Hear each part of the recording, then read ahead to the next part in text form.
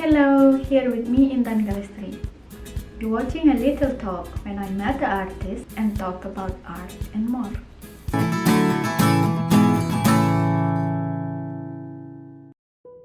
Catherine Gauci was busy working on one of her large abstract paintings when I met her for the first time in her studio, Marseille.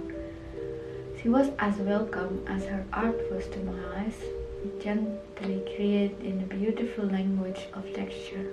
It made me even more curious about her and her art. Here's our afternoon chat with tea and biscuit.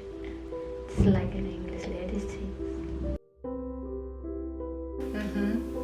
Well, I'm a full-time painter.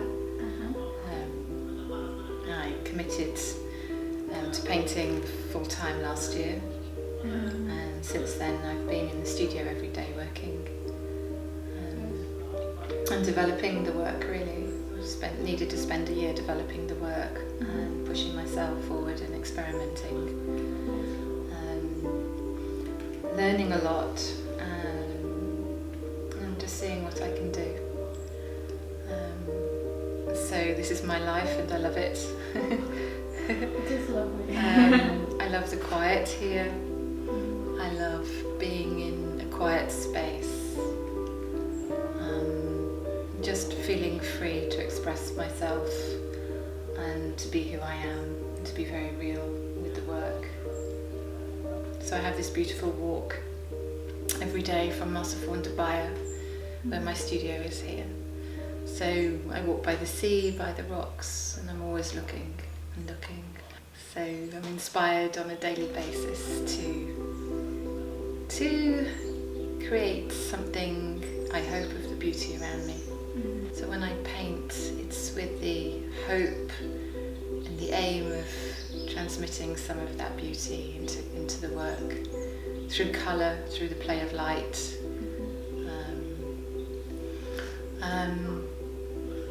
Yes, so it's a beautiful way to live. I feel very blessed. Thank you. What made you push yourself to be deciding to be a full-time artist and you have nice job before? It felt more like I've come to a time in my life where I felt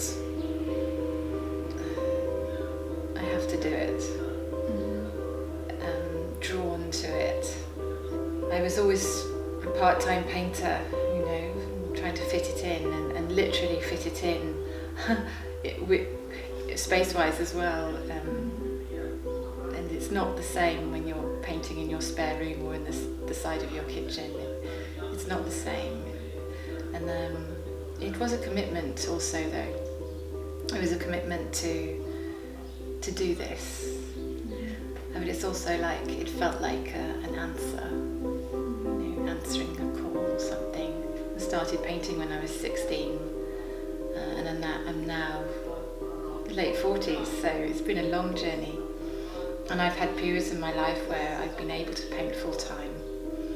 For example, when I was working abroad in Africa doing voluntary work, I had a lot of time in the afternoons and evenings to paint.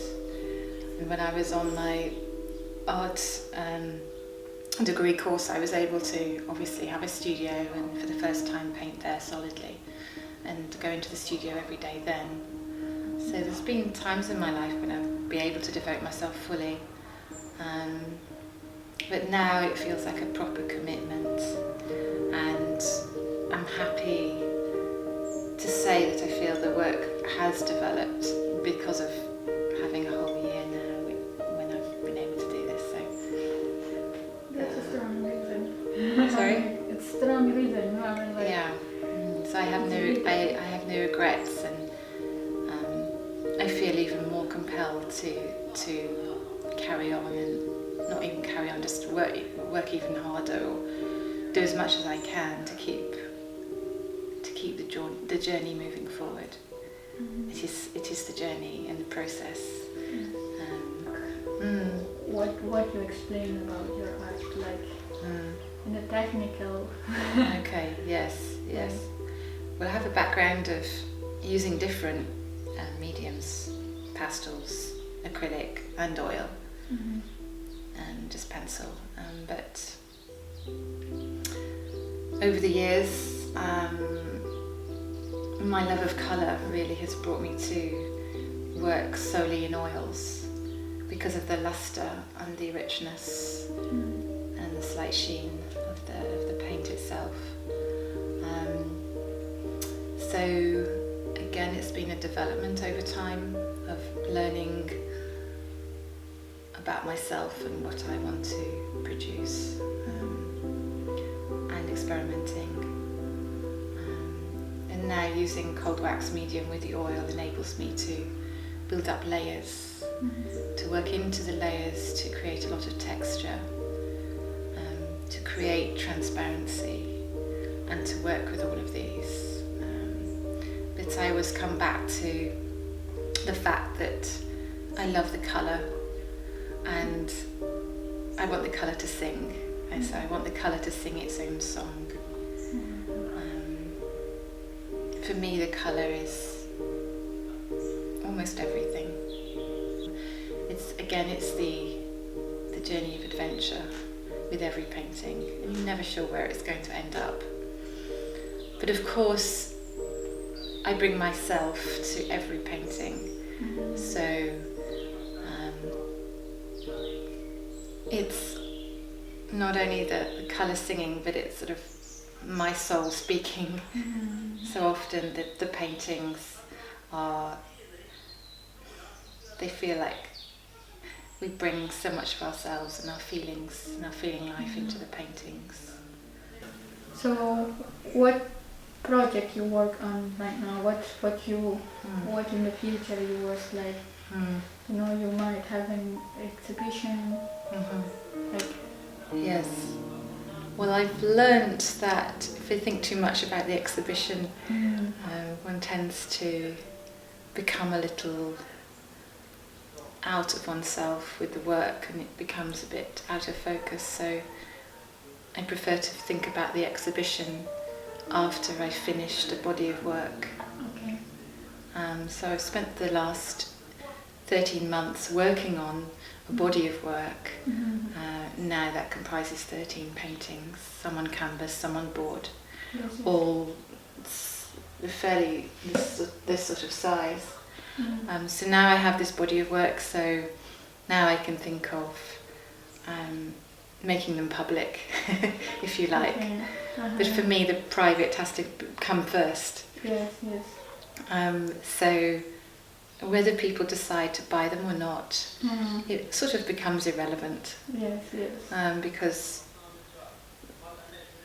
the process and the work were everything to me at that time, and then they move on too. But that's nothing to do with me anymore, sort of thing. Do you have like another artist, or that you inspiring, that you are look up to? Like. Yes. Yes, it was always Richard Daibucorn and his Ocean Park series. Okay.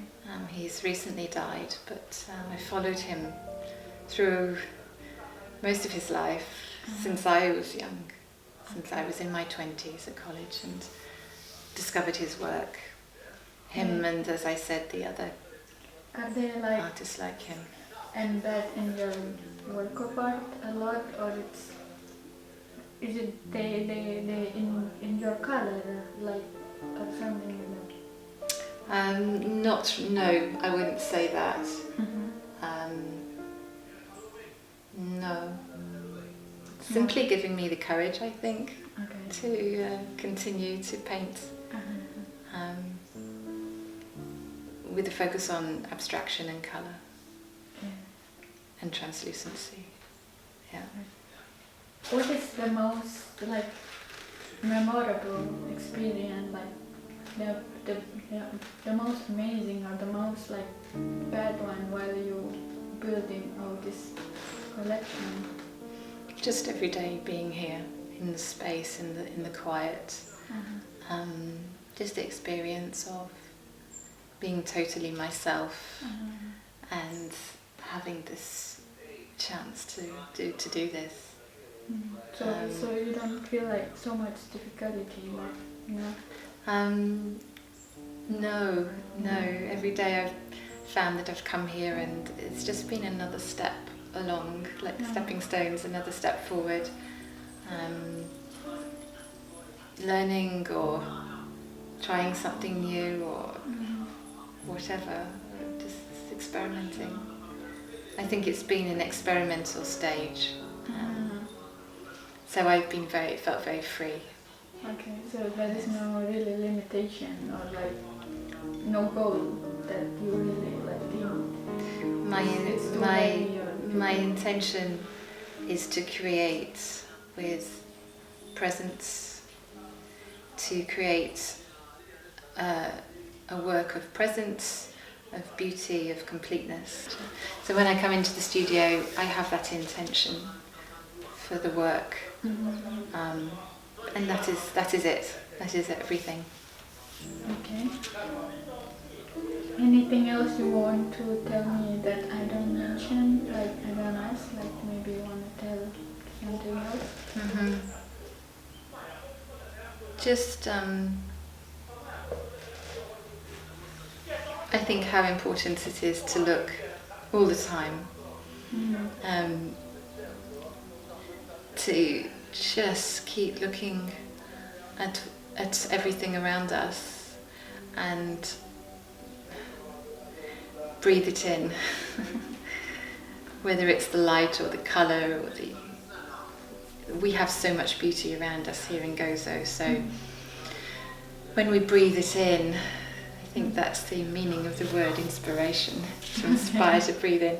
And then the hope is that somehow it translates into the work and onto the canvas.